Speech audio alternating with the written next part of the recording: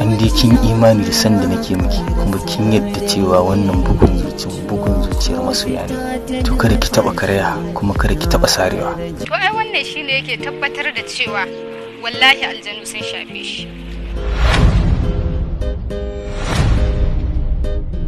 Ni kaina na rasa abin da yake min daɗi.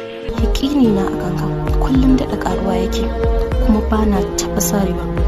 Wannan igiyar ta ƙaunarka da na rike ba zan taɓa cikawa ba. Wannan ma ai zancen banza ne, zancen wofi.